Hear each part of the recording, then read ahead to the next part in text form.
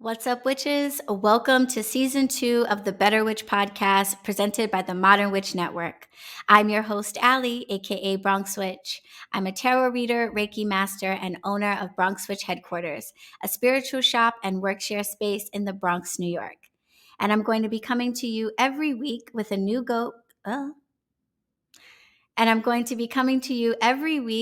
topic and a new guest co-host to talk about our real life experiences as practicing witches. Because when we know better, we witch better. Today's guest co-host is Jenay Marontate. Jenay is a practicing gourmet kitchen witch. She began learning the secrets of kitchen witchery at an early age from her mother, grandmother, and great-grandmother. Now she applies her knowledge of herbs, oils, magic, and kitchen witchery to her loose leaf tea and spice business, Kitchen Witch Gourmet. She also teaches tea leaf reading and other tea magic in the US and in China, and is the author of Tea Magic, Spells, Rituals, and Divination in Your Cup. You can check out Jenay on YouTube as Kitchen Witch Gourmet and learn more about her teas online at kitchenwitchgourmet.com.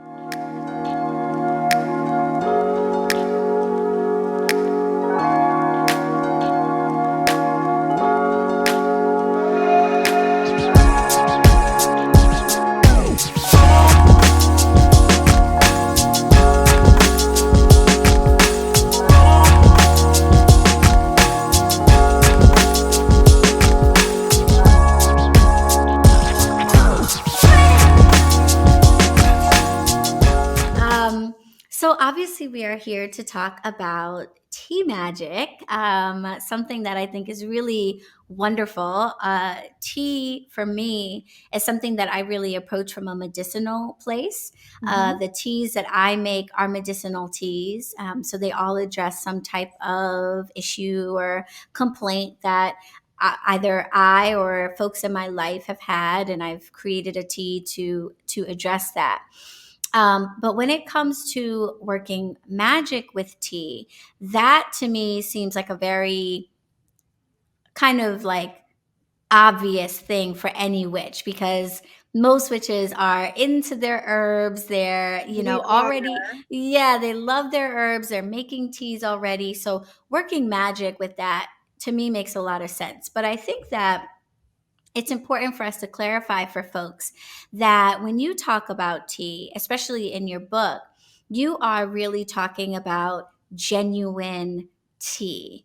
And I want to explain that to people because I actually didn't know when I first started my herbal journey that there is a tea plant, the Camellia sinensis plant, which is native to China and Asia. And when serious tea folks, you guys like Jenay, are talking about tea, oftentimes they are talking about something made with the camellia plant. And the herbal teas that folks like myself make, or that people are often making over here in the Western world, are really more appropriately considered herbal infusions, and not technically tea, though because they're steeped in a similar fashion, we call them tea. Is that quite right? That's correct. But let's take it back to the Camellia sinensis bush, which is tea.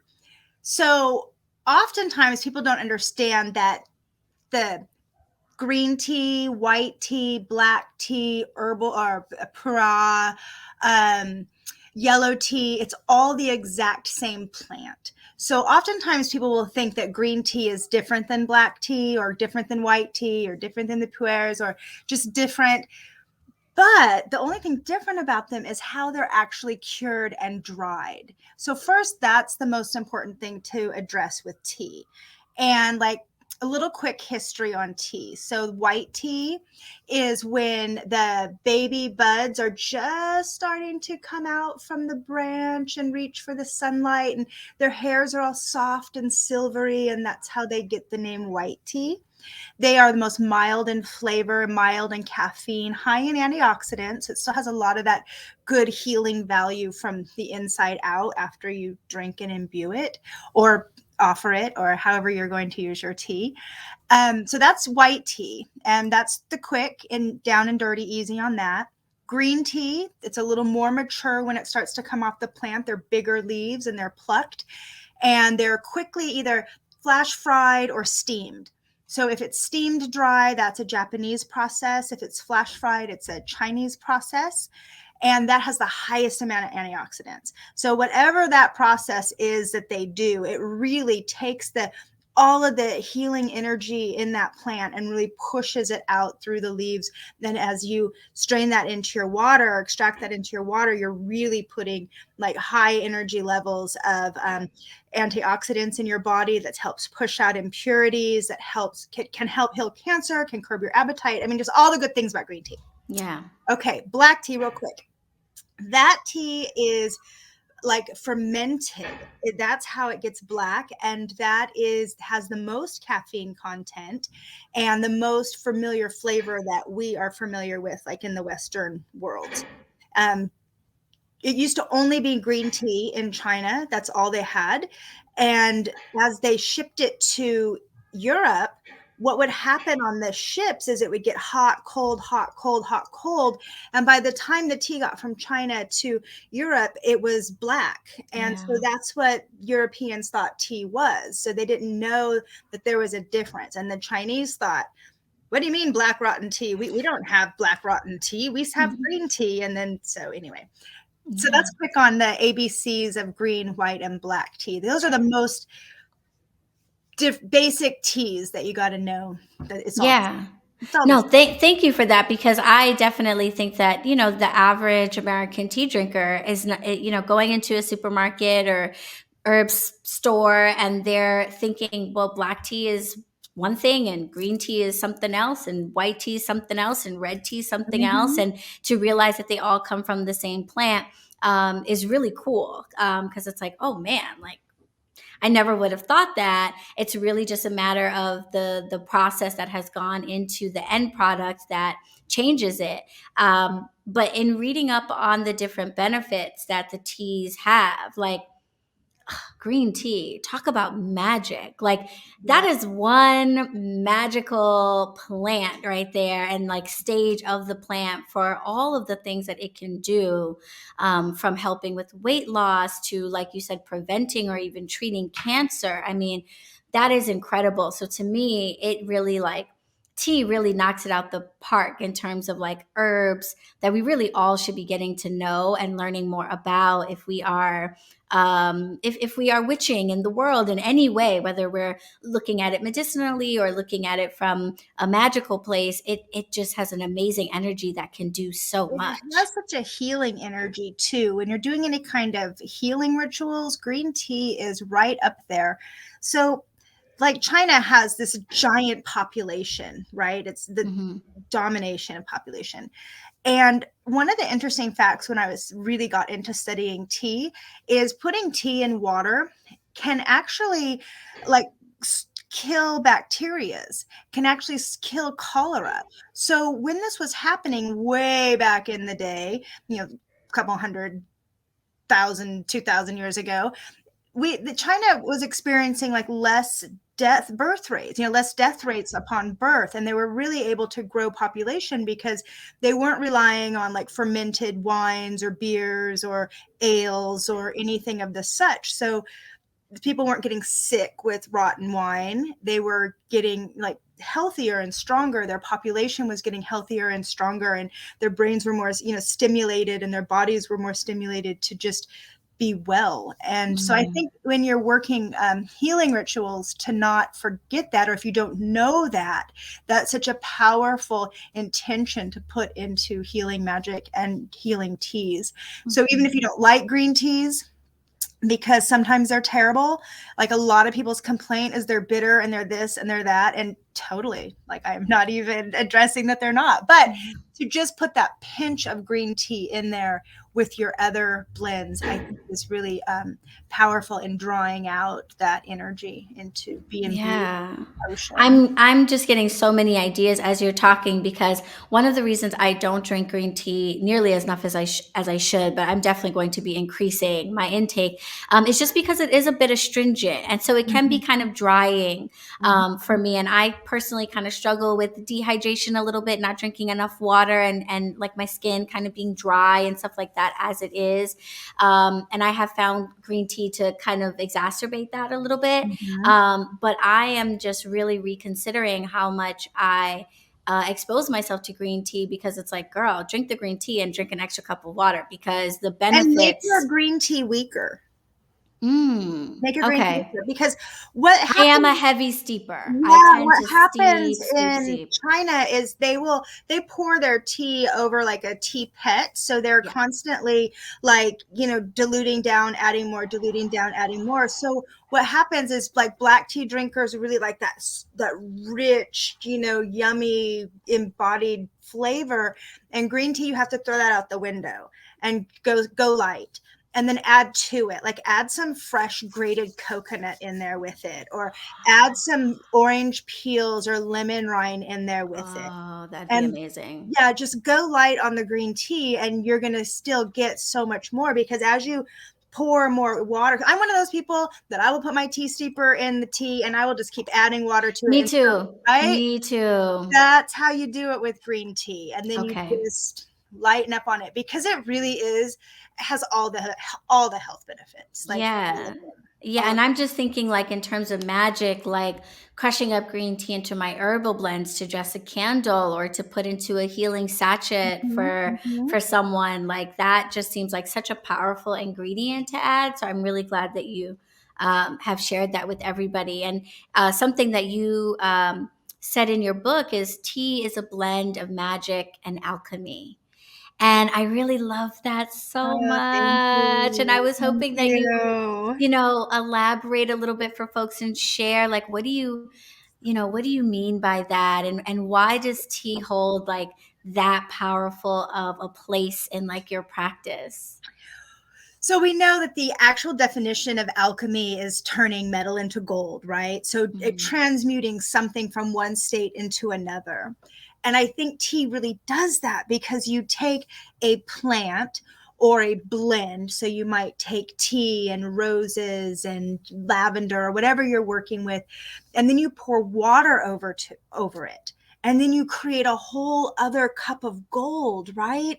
So you've just Mm. completely changed the whole presence and the whole energy. It is alchemy. It is going from a plant and changing it into a beautiful transmission of something else. And it's Yeah. warm and it's healing and it's gold in a sense, because most teas really are in that amber gold color anyway. Hmm. And I just think that when people talk about alchemy, to me it just lights that from one to the next. It's a change, it's that somewhere in between, and creating that transmission of magic and Yeah. changing some one state into another. And that's powerful stuff. Hmm. That's really powerful stuff when you go from this to that, and then that, when imbued or taken in, can then help to heal you, can help uplift you, can help soothe you.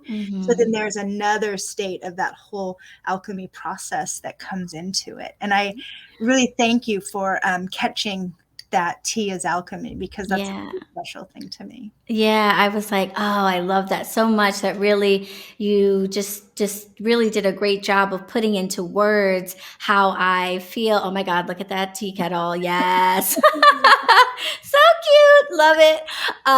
You really did a great job of putting into words like what I feel about tea, but I was like, "Oh, those are the words that I could never find for like why tea is so special, and why I enjoy making it and experiencing it, because I really feel like there are very few things that we interact with every day. So much of our foods and the things that we consume are so processed. We tend to drink a lot of coffee, which is very like activating and caffeinated and not necessarily super great. But tea is one of those things that I feel like really can turn your whole mood around in a positive way and really make you feel better. You know, when you're sick, what does mom do? She makes you a cup of tea. Like that's the first Ellie, step. tea is the second most consumed beverage in the world. Is Right? it really? Do you know what the first most consumed beverage is? I'm gonna. Are you ready? I want to say coffee, but it might be like wine. It's water. It's water. It's Thank water. God. So, Thank God. right, water is the most consumed beverage, and tea is the second most consumed beverage. So Wow. worldwide, not in our bubble of the United States. Of Yeah, I was coffee and gonna say wine that's and why I didn't think water. I was like, it's either gonna be like beer or wine or no, coffee. it's tea. The whole Wow. world drinks tea. The whole world, like really. Our grandparents, our great grandparents. Coffee just really has taken over in the past 100 years and 100.5 years with Boston Tea Party and not being able to get tea from England and getting out from the taxation, and I could get all technical, Right, but all that stuff. Yeah. all that, because tea is so crazy. Not is it only magical, it's political, it's a commodity. It just holds all of these vibrations that you can mix into your magical spells. Right. So it's Oh, I'm totally in love.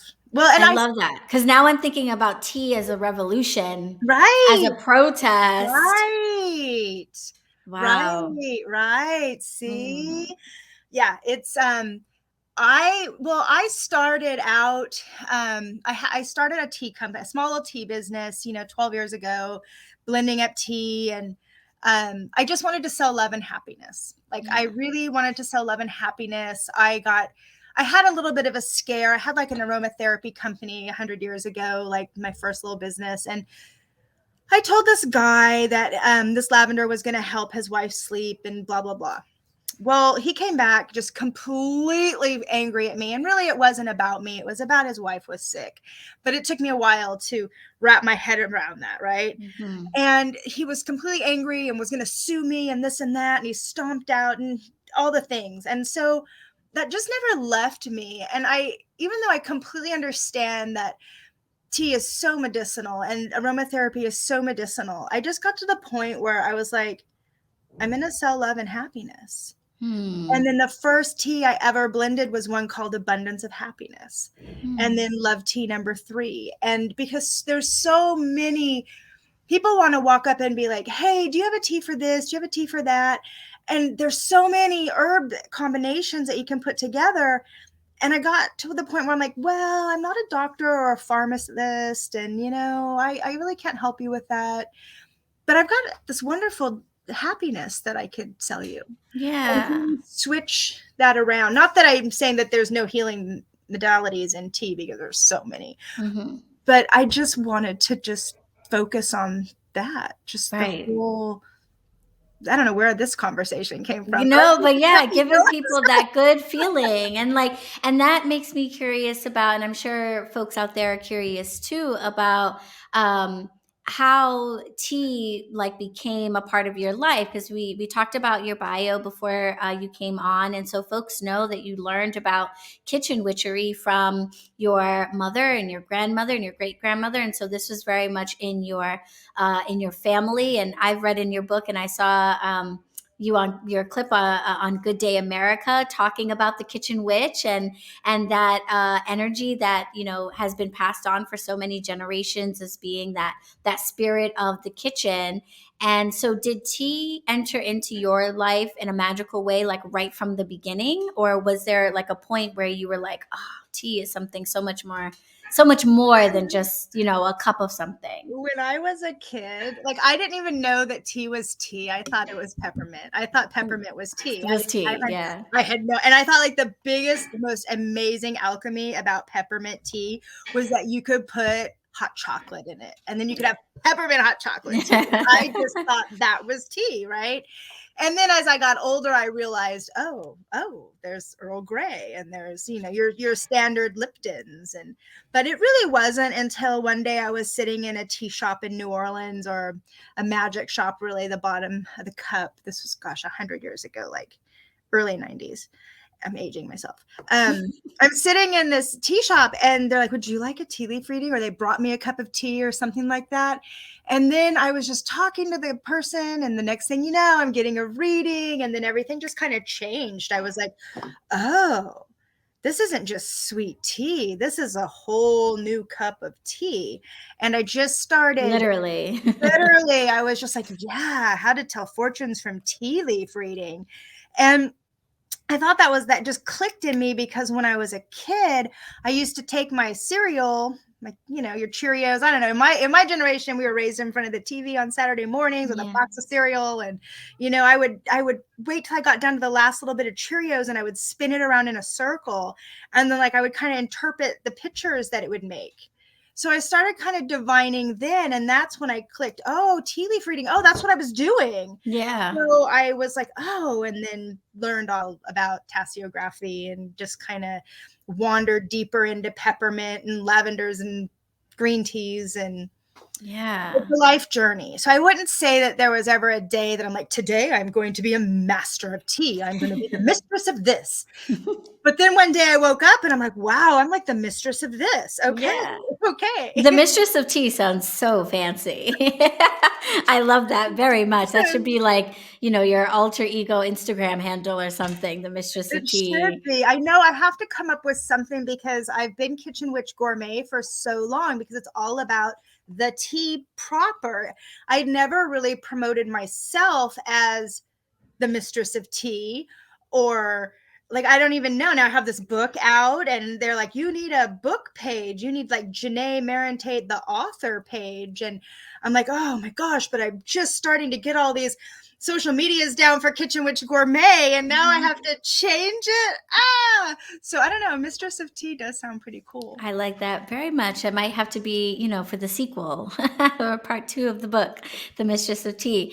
I want to go That's back a not a little bad bit, idea. right? The I was Mistress of just Tea. And then it could meditating on just be that. all that could be more about like your tea story and like, how you work magic with tea and like your personal thing. Just throwing Well, out ideas there. yeah, I was doing some New Year's magic, and I'm like, what's the next book going to be about? Because I'm really excited about it, and I'm just still riding high. This one just came out, but I want to keep writing and keep putting things out there. And then today, the Mistress of Tea. Mistress of Tea. When I see it on the shelves, I'm going to be like, whoop, whoop. I know the moment this was born. What's your favorite tea besides? And we know green tea is not your favorite, but do you have a favorite tea proper? Yeah, so I really enjoy chais, and so that's usually a black tea base with various spices, and I make a chai blend myself. That's called my blood clot chai. Yeah. That is for menstrual cramps and period symptoms, and it's made with blue cohosh root and cramp bark to help with the cramping and to help kind of like facilitate your menstrual cycle, because I've had some struggles with that in my life in terms of bad cramping, bad bloating, and things like that. And that's a problem that a lot of my girlfriends have had, a lot of coworkers have had. And I was like, I'm gonna make a tea that really like knocks it out. You know what I mean? Nice. Because I think one of the things that folks who kind of poo-poo on tea or like tea is that they don't necessarily think that it can be really effective at Right. addressing like a specific issue. It sort of seems like a softball way to treat something, and folks are like, yeah, it could never be as effective as an Advil or some type of Right. ibuprofen. And I was like, I'm going to see if I can do this with a tea. And the experience that I have had and the feedback that I've gotten from people is like, oh yeah, for sure. Within a cup, I feel so much better. But just generally, I really like the way black tea and spices really pair themselves together for a chai blend. Just a good Assam tea is usually my go-to there. So I enjoy that a lot. And also Westerners, we don't really do a lot of putting like dairy in our tea, adding cream to our tea the way you might see more often in Europe and things like that. But I find that black tea lends itself well to being made kind of sweet and creamy, which can be like really satisfying and stuff like that. So Yeah, I think I'm an Assam black tea type of gal. I like black tea with cream and honey too. Mm-hmm. Um, oh, I love chais. You know, masala chai is also not only helps with your blend, but masala chai, what's traditionally in there, like the cloves and cinnamons and gingers, Mm-hmm. that all really helps to purify the body of like toxins and parasites. So it really helps to flush out all those germs in us. And we as Mm-hmm. humans, we have germs. Yeah. I'm gonna Something that you mentioned earlier, you talked a little bit about tasseography, and I do want to talk about tea leaf reading and teacup reading and all of that great stuff. But I wanted to go back to what you talked about with water being the most consumed beverage, because crazy. water is something that, first of all, I think it's so fantastic that you dedicate an entire chapter to water in your book, all the different types of waters that you might consider making your tea with, and the different energies that they have, the different properties that they have. But I do think that when we think about tea, we don't really think about this is water. We think about tea as something, I guess the alchemy is successful that it transforms into something so different that we don't even think about, like, wait, I am drinking mostly water here. I'm using maybe a teaspoon's worth of herbs to transform this water into something else, but I might have a whole mug of water here. And I thought that was really important, because I think all witches, whether they're into tea or anything like that, is either already or aiming to be as in tune with nature, as in tune with the elements as possible. And water is such an important one on this earth, and our own human bodies being made up of so much water, and it relating to so much that we do in magic. So I was hoping you could talk a little bit more about the importance of water in tea, maybe both from the perspective of how water can maybe change the flavor of tea, or the process of making the tea, but also how it impacts the energy and the magic of the tea, the type of water that we use. Yes. Yes, let's swallow that. So water is really the vital fluid. Sometimes I just think water is God also. I know that's getting way esoteric. No, Sometimes I feel you there. I really find anyway. Okay, so let's go back to the different types of water. And it's important to remember that, you can't drink all the waters out there. Not everybody lives in a pristine climate that you can just go drink some river water. So it's important that we remember that we could charge our water in the river, next to the river, by the river, just to absorb that in there. Like, we know we can't drink ocean water, but we can Right. take a gallon of water, like straight from the store, like in the plastic bottle, and go to the beach and like charge, with our energy and our vibration, our intent, the whole ocean, right? Purifying, cleansing, all of that. So that is important first to remember, that you can't just always drink it. You can drink rainwaters, but it also depends on what's coming out of your sky, the pollution in your sky. You're going to get that flavor in your water also. So you have to be prepared to um, accept, feel, and understand what that is. Also, you don't have to make your tea out of all rainwater. You can Mhm. add, depending on your magic, 7 drops, 3 drops, 2 drops of that water into your tea, because now it's been charged out there. So you can add it to it. I also like to say that if you are, collecting rainwaters or snow water or whatever, it is important to make sure you bring that water to a full boil too, because Mhm. it's, and I say that because the fire is the ignite source, right? That puts the power to it. It creates it. It brings the energy. It brings the flame. It brings the magical properties up. So it's not like it's burning it out, but it's igniting that power in there.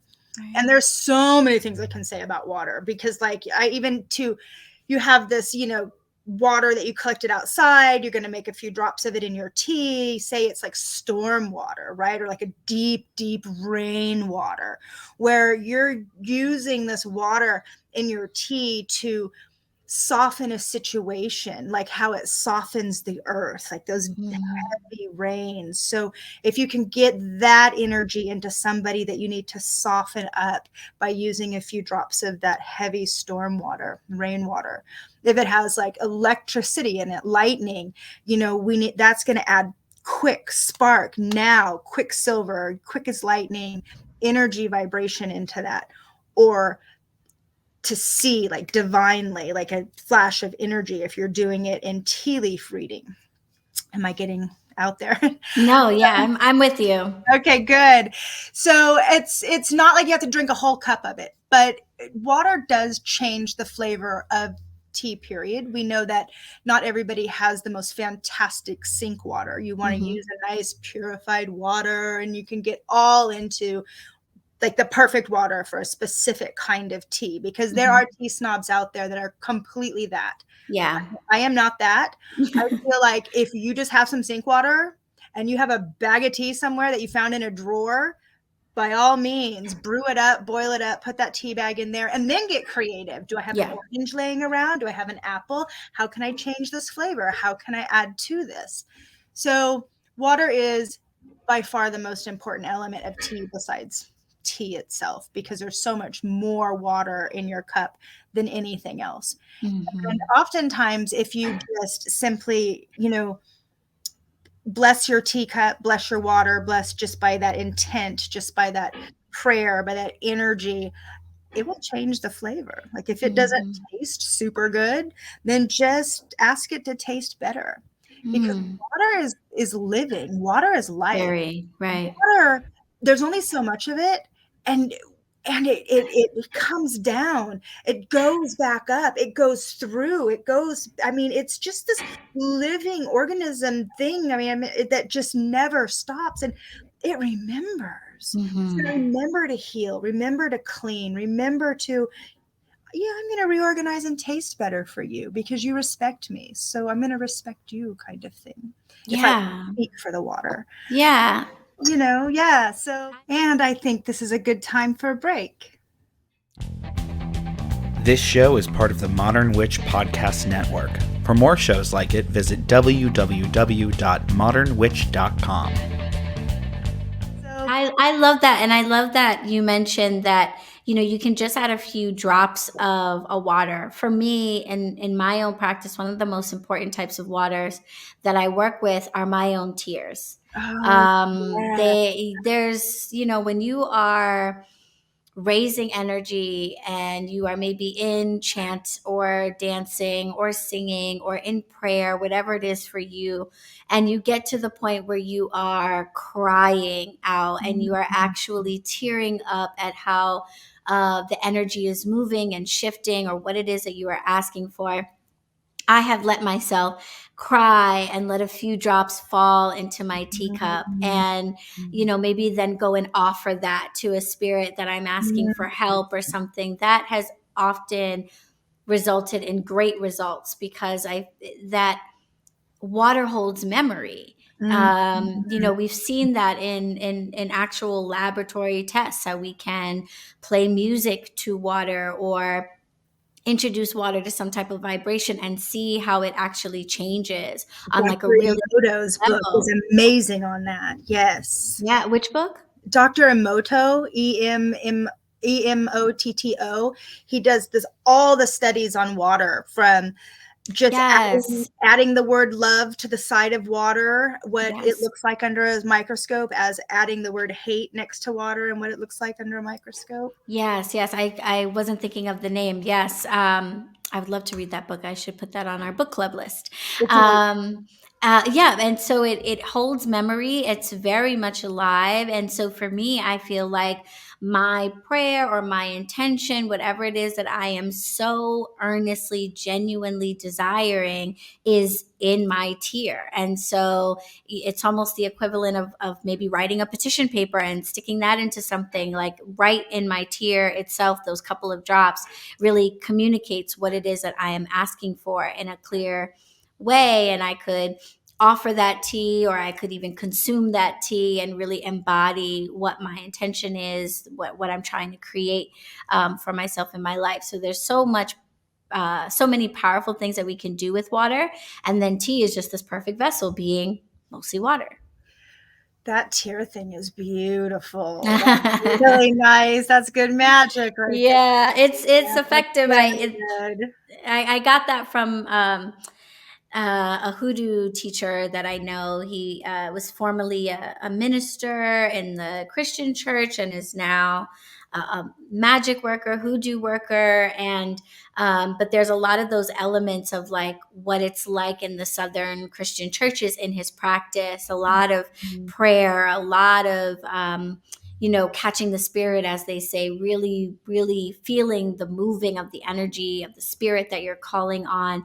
And it will oftentimes move you to cry out, to, really express yourself. And it's like your tears kind of carry that. So I like to work with them a lot. And sometimes I'm just depressed and they just fall in my cup by accident, but sometimes it's intentional. And I'm like, let me put it in there because I think this will really help. Nice. And it has, yeah. I wanted to ask you about divination with tea because I feel like that's so important for us to talk about. Your book is called, for those tuning in, you can see the cover here. And for those listening in, it's called Tea Magic, Spells, Rituals, and Divination in Your Cup. So I think we absolutely have to spend at least a little bit of time talking about divining with tea, because this is something that goes back probably as long as tea has been around, divining with tea leaves in particular. But I really love that you talk in your book about divining in your tea cup. Because I've always been exposed, like more of a hydromancy thing. I've always heard of the tasseography, which is divining with the tea leaves that are left over after steeping a cup of tea, etc. But you talk about divining in the cup itself, kind of the way you would like in a scrying mirror or in a pool of clear water or dark water.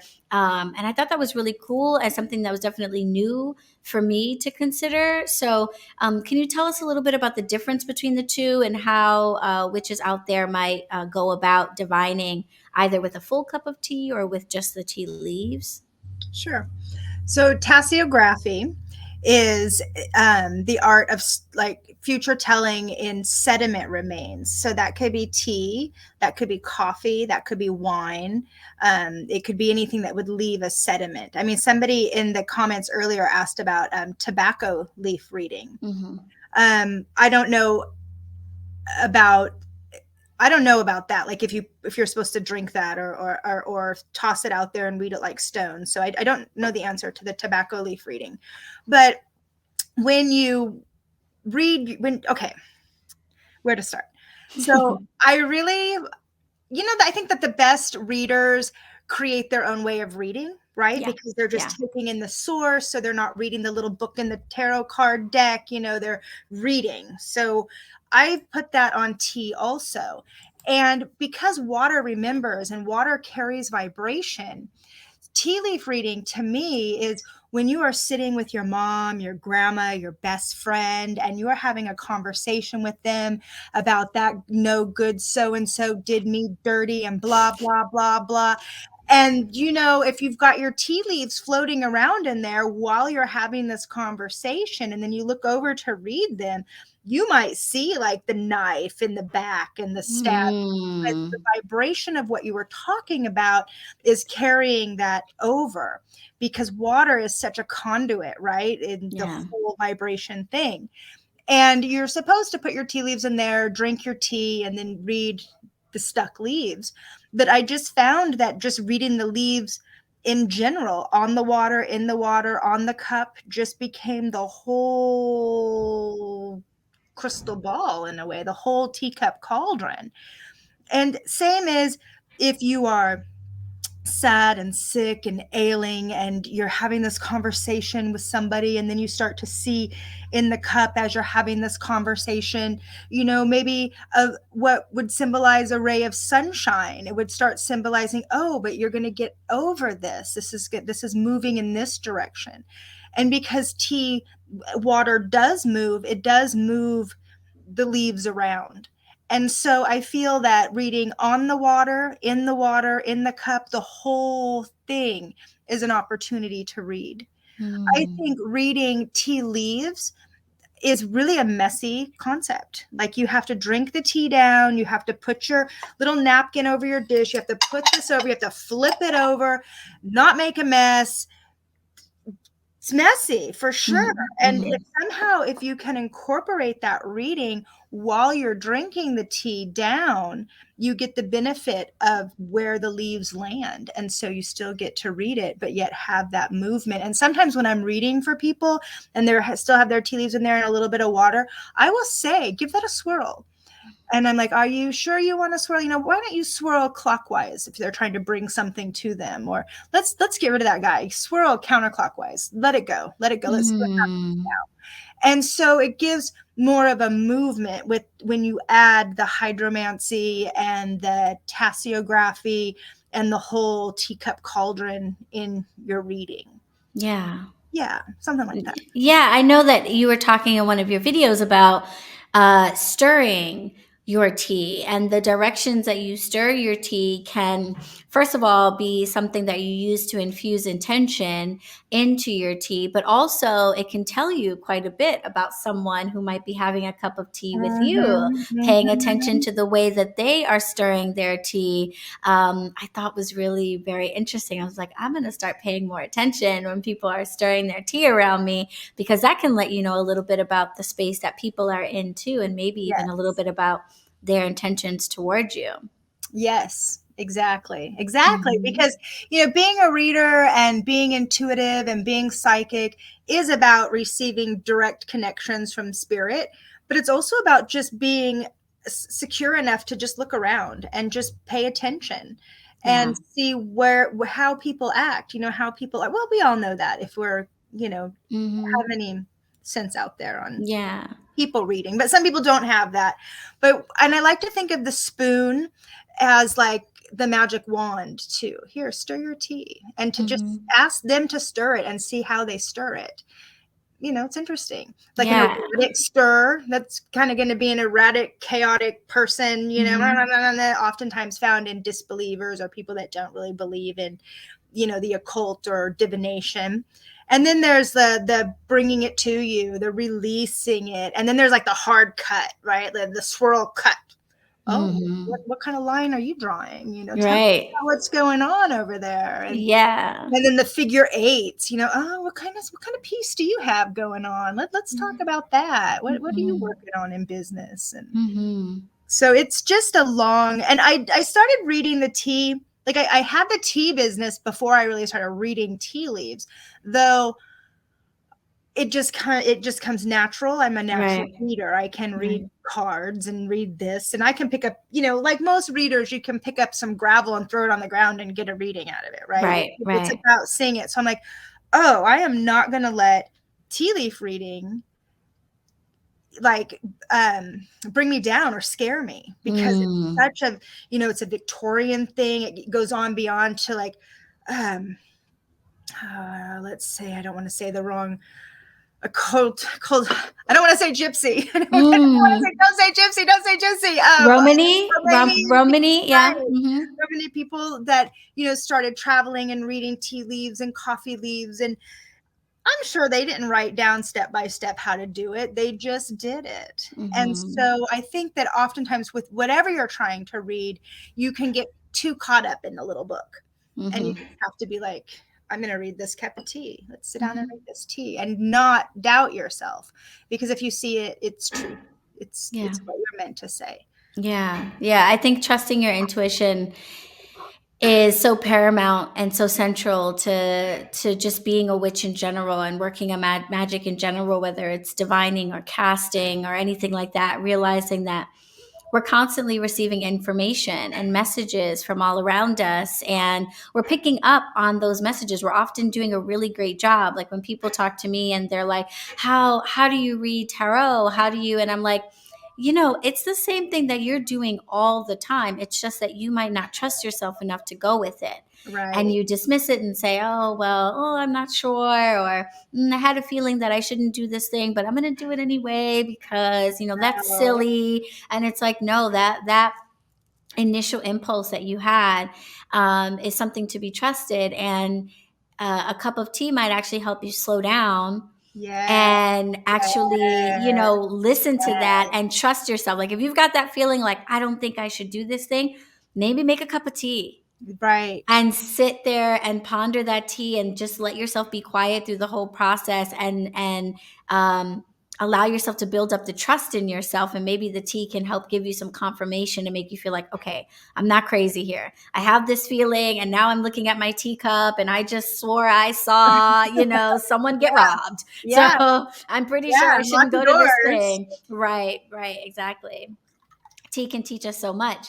Now, divination is something that I think people kind of readily think about when we think about tea and tea magic and tea leaf reading being something that even in like non-magical circles is fairly popular. You can go into like a Target and find, mugs with designs on the inside designed for reading tea leaves. So I think a lot of people are familiar with that. What people might not be as familiar with is the concept of communicating with spirit with their tea. And you talk quite a bit about tea as a way of doing spirit communication or of honoring spirits, maybe honoring the dead or ancestors.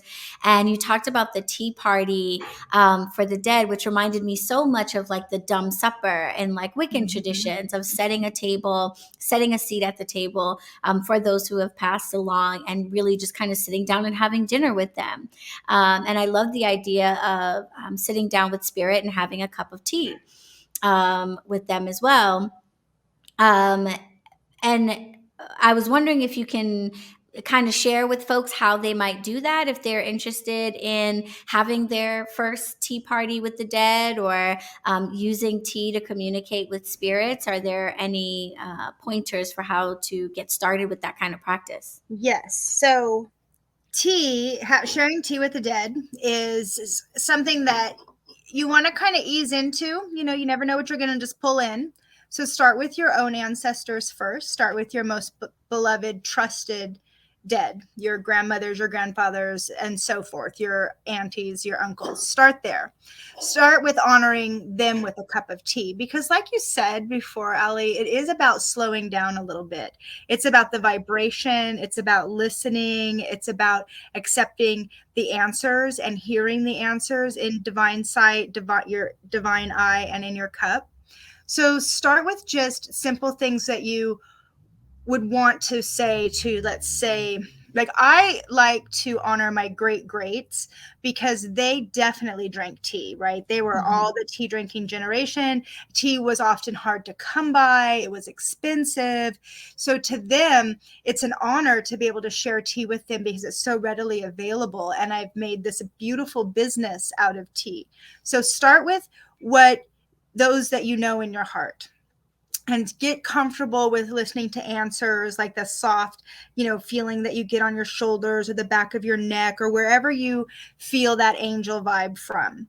So then once you got that down and you want to start really honoring a whole table full of dead, I would say, invite your family over to honor, like the dumb supper. You're going to honor your grandmother that had just passed. You would come, everybody would bring, something that reminded them of the grandmother, and they would sit down and have a cup of tea for them and a cup of tea for her.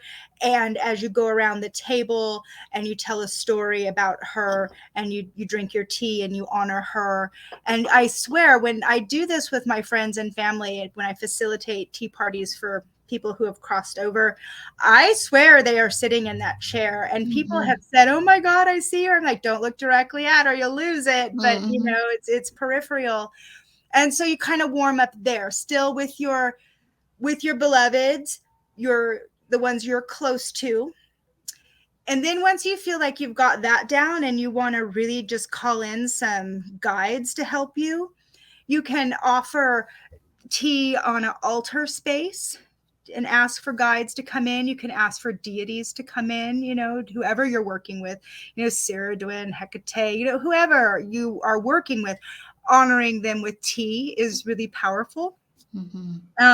Tea with the Dead. I have this really amazing friend named Ginger Marie who actually showed up in I was going to mention, I was like, I don't want to spoil it because I do want people to get the book and read the Yes. whole story about Ginger Marie, because it's really beautiful, but it's also really personal. And I thought it was really nice that you let us into your life and share that personal story with us. So I was like, I don't know if she'll Well, feel comfortable talking about it, well, I have to. live. Now there's a million copies, right? Right. So she did that because when I presented that to Llewellyn, they axed it. They were like, "Yeah, no, this doesn't need to be in here. Nope, done." Yeah, it's a And I'm little like, "Yeah, intense. okay, all right, yeah." And then when the book came out and I got a copy, it was in there. And I'm like, "Oh, Ginger, you did that." So I was like, "Okay, girl, I'm here to tell your story. I love you so much." And it was way edited down for sure, because it was definitely an intense story. But that would be like the first real I'm going to have tea with the dead. And that wasn't a direct related bloodline, but a friend.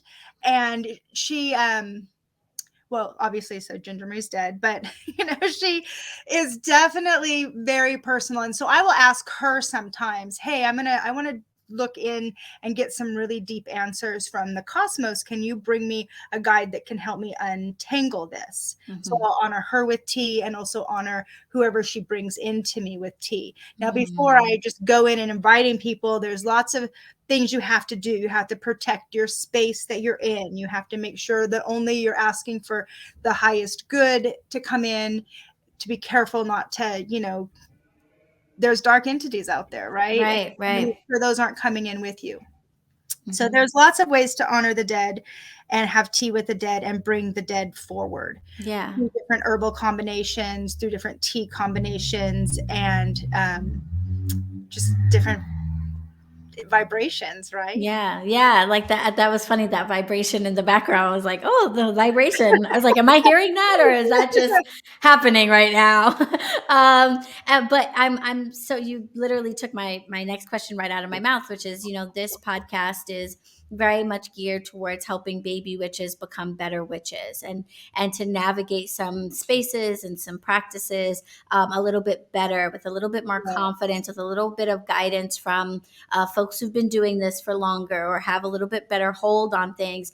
And so I was hoping that you would be open to talking about some of the things that that witches should maybe be doing to protect themselves if they are going to, open themselves up to communication through tea. Because I thought it was interesting, in the book you offer some recommendations for how we can use the tea itself to add an extra layer of protection, to make sure that either we're calling in the spirit that we are looking for, that we feel confident that we're speaking to who we think we're speaking to, and just to sort of put up a barrier against other spirits that maybe are just a little lonely and would love to have a cup of tea, but maybe we don't want to have a tea party with. Right. Like it's time to go away now.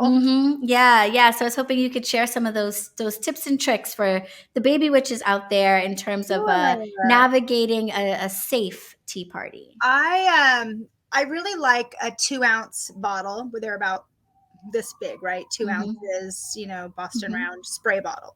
And I like to brew up a really strong green tea and let that cool and put that in the spray bottle with a little piece of jetstone or even a few pieces of sage leaf. And I like to shake that up, and I like to use that as a protection barrier.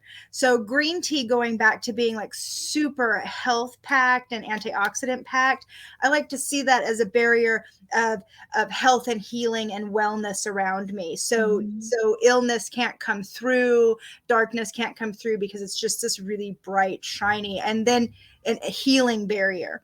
And the jet helps to absorb that darkness that might be trying to come through, so it can kind of trap it. And then the sage helps to disperse it, right? Helps to kind of get rid of it. So if you're going to do any kind of work with tea and with the dead, that's a simple little recipe to just mix up green tea, a jetstone, and some sage leaf, and just cool it, and then spray it around your space. On your hands, sometimes you can hit your teacups with it, your dishes beforehand, if just a light mist. So there's one thing to just practice when you're new, because it really is about protection. And if you are scared to do something, that is your gut telling you don't do it. The time's not right. Mm-hmm. And just allow that to be. Don't push it. Don't push it. If you're just, it's like some people that are really like natural doors that entity can just come through. They're either just like freewheeling and telling you all the energy, and those people really have to be like, they have to learn how to shut down and close it out. Mm-hmm. And then some people that all that energy is coming through, they get really scared and closed off, and they don't want anything to do with it. So both those kinds of people have to learn how to protect themselves first. Like, where are the boundaries, and where do I feel safe? Because if that's who you are, if that's how spirit enters through you, you have to learn how to live with that on this planet. Like, that's obviously one of your lessons. So, yeah. I think that's great. I think that's a great one. Clearing your space is super effective, and being really clear in your intention of who you're calling on are, I think, two of the best things that you can do that really don't require a lot of ceremony or setup, complicated fancy circle settings or anything like that. I think some green tea in a bottle with a dark stone and some sage leaf is like boom. Most of us will be able to access those ingredients, those tools, and be able to do that or do something similar. Even if you don't have a spray bottle, you could sprinkle it around your space with your hands or something like that. Maybe in a counterclockwise way, to be clear that you're setting up a sort of a moving area around yourself, So I think that's great advice and very helpful. And I know that that's going to help our baby witches have their tea parties much, much better. So I thank you so much for that. Of course. So we are getting close to the end of our time. I don't want to take up too much of your afternoon. So I want to remind everyone that now is the time, if they haven't already, to drop their questions in the comment box. And I will scroll through to see if there are any, questions that came in late. Nuri says, outside of tea reading, what are some other of your preferred divination methods? And great info. I love divining with a coin. I love the quick flip of a yes or no. So I love coin flipping, and I have made like giant life decisions on flipping of a coin. Like, hey, should I move from Portland, Oregon to Austin, Texas, or New Orleans? New Orleans it is, yay! Or should I move to Atlanta, Georgia, or Dallas, Texas? Dallas it is. And I just would go with that. And really, or simple things. It's like, okay, do I do this or this? Okay, there it is, And so I really trust my angels and my guides to help. And I love reading cards. Of course, I love reading cards and just being able to do a quick pick or a full spread or whatever. But I found in my days of being busy that any coin, if you need an answer, or like speaking of tea, if you are like, say, at Starbucks or wherever, and you're just ordering a tea and you've got your tea bag and you're doing your tea, that tea bag can act as a pendulum, right? So you can get a quick yes or no, or I don't know yet answer just by vibrating on the weight of the tea bag as a pendulum. So I do that a lot too. Like, I'll just let it, even though I have a loose leaf tea business, of course I still drink tea in bags. Why not? Yeah, why not? Yeah, you can put your own tea in bags. I have little baggies I put my tea in. Exactly. So I guess I divine mostly like that. Just sometimes, and you don't even realize as you're just walking through the day, you just notice the signs and the vibrations and the deja vus, and you're like, oh, okay, I hear you. Now, what does that mean? I hear you, but what does it mean? And then you spend the day trying to be like, oh, and then this, and so it's just about really paying attention. Yeah, I love that. Such sort of simple, if you will, but very straightforward ways of divining. because it didn't originate with a whole lot of fanfare and a table set up with candles and a whole thing. It was Mhm. very much people using the tools around them to help them have those conversations in a way that was just a bit more clear. And it was often sticks and stones and bones and chunks of gravel and things that just were Mhm. around. And Mhm. if you're already making yourself a cup of tea, especially if you're making one with intention, then using that very cup can be helpful, but also just what's in your pocket. Maybe it's just a quarter that you're carrying around, kind of Mhm. just feeling in between your fingers, thinking, what should I do? What should I do? What should I do? Now that coin's all charged up with that question and it's really ready to fall where it needs to fall. So I think that's great. Thank you so much for that. Yes. So I think that is all of the questions that I have seen coming in, and you have been with us for a good long time. This has been such You. an amazing conversation. So I want to Thank thank you. you so much for being with us. And before we go, if you wouldn't mind just letting folks know where they can find you, how they should tune into you, or, if you've got anything going on that you would like people to know about. Well, it's the beginning of the year, so I don't have a lot going on because my busy time is winter and fall. So I'm kind of getting a little detox time right now. Some rest. Yeah, good. But yeah, I just have this fantastic new book coming out. So check me out. You can get it on llewellyn.com or amazon.com, Tea Magic. And I am Kitchen Witch Gourmet. Gourmet because I'm fancy. So don't forget gourmet or you'll get a totally different witch out there. But I have more taste. Just so. Yes. So I am a little shade with the tea. I am on Facebook, Kitchen Witch Gourmet, Instagram, and TikTok. TikTok's kind of weird. Like I'm just trying to figure that whole world out. But I get on there and I do my best, and so the majority of people find me on Facebook or Insta. I try to hold up with I try to do the YouTubes, but I'm so busy having a tea company. Like having a social media life is like a full-time job. It So really is. sometimes I go like months without posting because I'm so busy making tea. So, but I'm going to make some changes this year. I'm going to really try to work smarter, not harder. And we'll see how that goes. I'm going to really focus on, doing more podcasts and really touching base with everybody and really networking with you, Allie, and networking with just people.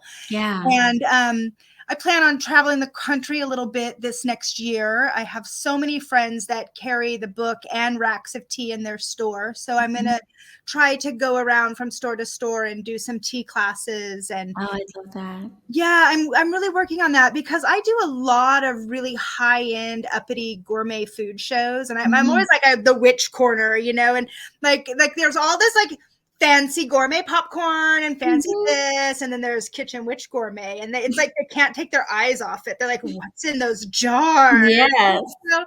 And I love doing that. And I love connecting with so many people like baby witches and advanced witches, because at the end of the day, we are all witches. We all have that vibration and we all want to know, and we're all interested in that kitchen witchery, that primal healing, primal magic. Yeah. And so as much as I love doing these big ass events, I'm kind of tired of loading and unloading the trucks and, managing the people and doing the things. So I'm going to take all of that energy and money, and I'm going to focus on going around the country to different stores and different shops. And so maybe you'll see me in New York. I was going to say, thank you so much for tuning in, everyone. And thank you so much for being here, Jenay. This has been absolutely amazing. It's just been absolutely fantastic. I just thank you so much for sharing all of your knowledge, all the information that you have, because when we know better, we witch better. Yes. Yes. Thank you, witches, for tuning in to another episode of the BetterWitch podcast. New episodes air on Tuesdays at 7 p.m. Eastern Standard Time on the BronxWitch Coven YouTube channel and your favorite podcast platforms. No matter where you're tuning in from, we want to know what you think about today's episode. So make sure to leave us a review wherever you are. A special thank you to BronxWitch Coven members whose membership makes this episode possible. If you'd like to tune in to the live recording sessions, watch the behind-the-scenes footage, and participate in the Q&As of future episodes, consider joining the BronxWitch Coven. You can support this podcast by grabbing some sweet merch over in the BronxWitch merch shop, sponsoring an episode with an ad spot, or following us on Instagram at BetterWitch Podcast.